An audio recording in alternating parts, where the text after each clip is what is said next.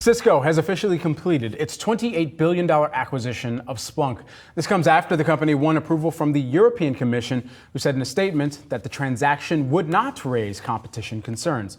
Scott Herren, Cisco CFO, joins us now for more on the deal. Scott, great to see you live in living color in person here in Yahoo Finance studio. You too, Brad and Shauna. It's nice to get a chance to meet you. Absolutely. All right, Thanks for having us in today. The European Commission given the green light here. So what next, and how immediately accretive do you see this deal being to the business? Yeah, we talked a bit about that. We made this announcement, if you recall, back in September, and we've been in regulatory approval. This is a deal that's going to build a lot of value for our customers and for our shareholders, which is it's a great combination to get both of those. What we talked about then is outside of the cash that's required to actually for the transaction itself, this will be cash flow accretive in its first year. And then beyond that, it'll be, of course, gross margin accretive and accretive to the bottom line from fiscal 26 on. So it's a very attractive deal for our customers, but it's also a very attractive deal for shareholders. Scott, the first line in this release saying that Cisco is now uniquely poised to power, protect, and advance the AI revolution here for customers. Talk to us just about how this will, in the longer run, change the view not only for investors but customers when it comes to Cisco, and the real difference that this is going to make to Cisco's bottom line. Yeah, if you think about the world we live in today with both AI and digital transformation, what companies need to do is be able to deliver to different places, to devices, to people, to data that they've got. And we're pretty uniquely positioned to not only do that with the networking, the breadth of our networking and security portfolio, but add Splunk to that. No one's going to be able to actually pull that combination of resources together in the way that Cisco can.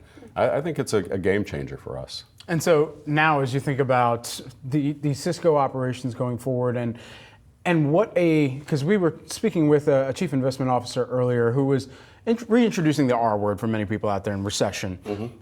In a recession, would you expect the spending profile for some of your biggest customers out there to materially change? How have you modeled that into the business too? Yeah, you know what the forces of that kind of the revolution around AI that I think has become much more tangible in the wake of the large language models in ChatGPT, which suddenly made AI very approachable, very real for people across the board. I think companies see that as well. Obviously, there's no AI without data. There's no data without a network, and there's no network without security. Right. So I think it really positions us quite well to power both the rest of the digital transformation, but also this revolution in AI. What does that scale opportunity look like? When you take a look at Splunk specifically, was already profitable. They've been focused on cutting costs here most recently. What does that scale opportunity look like outside of the U.S. when you take a look at that global footprint? Yeah, it's one of the most attractive parts of this transaction. We talked about it when we made the announcement back in September of last year. They still do the vast majority of Splunk do the vast majority of their revenues here in the United States. And our ability to leverage our international footprint, but also our international partner community, is a huge potential upside for us. So when you look at what motivated this, besides a great fit culturally and a great fit with the product sets without much overlap, it's a chance to drive revenue synergies much more deeply, both for Cisco and for Splunk. When we think back to some of the fiscal second quarter earnings results that you reported, $12.8 billion in revenue. That was down 6% year over year. Where's the recovery, if it's starting to emerge for the business on the revenue basis, and how that translates through to the rest of the margins for the business? Yeah, the headwind that we saw in the quarter, there were really kind of three headwinds. There is some macro impact right now. It's hard to parse that out, but there is clearly some macro impact. And what we see is really more cautiousness from customers. Not necessarily hey, I've got to batten down the hatches, but let's be a bit more cautious. And so that's elongating sales cycles a bit. That was one of the effects. We also, coming through the pandemic with all the supply chain concerns that both we had and everyone in the industry had, our supply chain team is world class. Number one in the world for the last 3 years. They cleared our supply chain issues really quickly. And what that meant is the bottleneck that we had, where we had a lot of customer orders that we couldn't deliver because of supply constraints, we're able to deliver that really quickly. And so the bottleneck on manufacturing became a bottleneck of implementation at our customers. And they're working their way through that. And we've got an ability to monitor that. That's still going on. And then the third piece is just the service provider segment, which for us is cable, telco, and the big public clouds.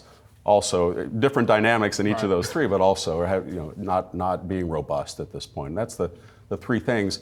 As we look ahead, the things that we just talked about, the ability to deliver capability to people, to places, to devices, and do it in a secure way with the combination of Cisco and Splunk, is going to position us ahead of everyone else in the marketplace. Scott, what do you just make of the AI frenzy right now that's going on? Comparing that to the fact that you have been in this business for decades, how does it compare to some of the excitement that you've seen play out previously? And what does that then tell us, because of that big difference, about what we could see growth-wise in the coming years? Yeah, frenzy is a really good word for that, Shauna. It's yours, not mine. It's a really good word for it. But I think it has been, AI has been around, right? AI is not new. I think what has created this kind of this frenzy right now is the ability for people to actually grasp the capabilities of the technology, and particularly with large language models and what you see from ChatGPT and Gemini. I saw you had Gemini discussion on earlier.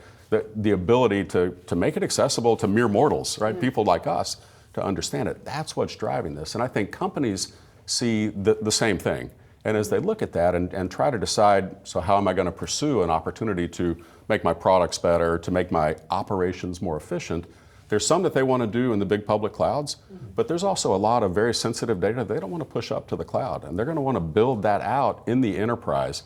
And so our partnership with Nvidia is really about that. It's about bringing together two market leaders to be able to deliver to an enterprise an AI capability in a box. It's interesting you bring up the partnership with Nvidia. That's naturally where my mind went, as we've got our own Dan Howley that's outside of the SAP Center out there in San Jose, and the sun hasn't even hit there yet, but we're sure that there's going to be a lot of conversation about partnerships like yours. When you think about that partnership, it is beneficial to Cisco if that partnership does what? What is it that you look to achieve through a partnership like that, and how does that become beneficial to your business too? Yeah, I think the opportunity in the enterprise, there's been a lot written about the opportunity to build out AI infrastructure in the big public clouds, and you see them very aggressively doing that, right? All the big names that you and I could name off quickly are doing that very aggressively. The next wave will be, and it'll be driven by what I talked about in security, but the next wave will be a significant build out of AI capabilities inside enterprises, because they need to protect certain elements of data that they don't necessarily want to ship up to the public cloud. That's a huge opportunity for us. And so that partnership with Nvidia brings together one of the market leaders, of course, in the GPU phase, with a market leader in both networking and security. The combination of those two really delivers everything you have to build out both a training and inference capacity inside the enterprise. Scott Herren, we have to leave it there. We really appreciate you taking the time to join us here on set. Congratulations, a big day for Cisco at the completion of your acquisition of Splunk. Thanks so much, Scott. Thanks for having me. Great to see you both. You too.